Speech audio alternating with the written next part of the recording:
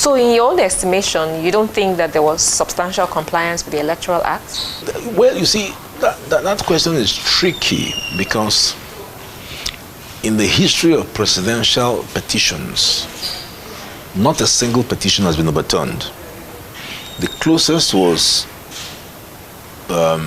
when the Supreme Court split 4-3, you know, and I might remind you that one of the Supreme Court justices,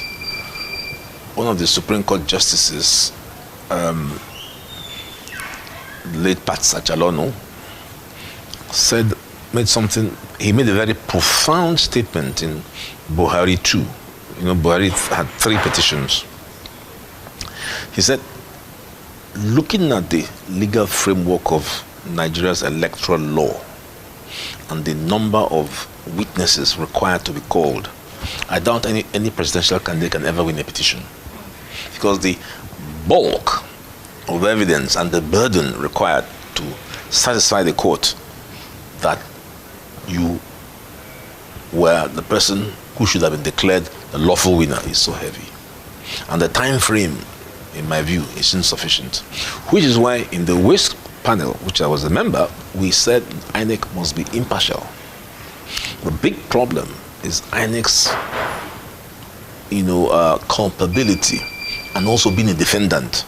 So in the petitions that have been filed, the key defendant will be INEC, not Tinubu or anybody else, which is wrong. The duty of INEC is to say to the court, here are the documents, and INEC withdraws. But INEC is actually an active defendant. And INEC obviously would want to show that the elections were conducted in accordance with the Constitution and the Electoral Act. That's the problem. Had the OVERWEIGHT recommendations been legislated, we would be in this problem. But it's in the interest of those who run elections, politicians, not to have it passed. So they've sat on it in the National Assembly. That's number one. Second thing that I now notice is that National Assembly actually told us a lie. Even me got caught up with the misrepresentation that the National Assembly made. I thought that the representation of the National Assembly in respect of electronic voting had consequences. It has no consequence. So if you didn't use beavers, and so what? The electoral framework allows 2 parallel processes, manual, electronic.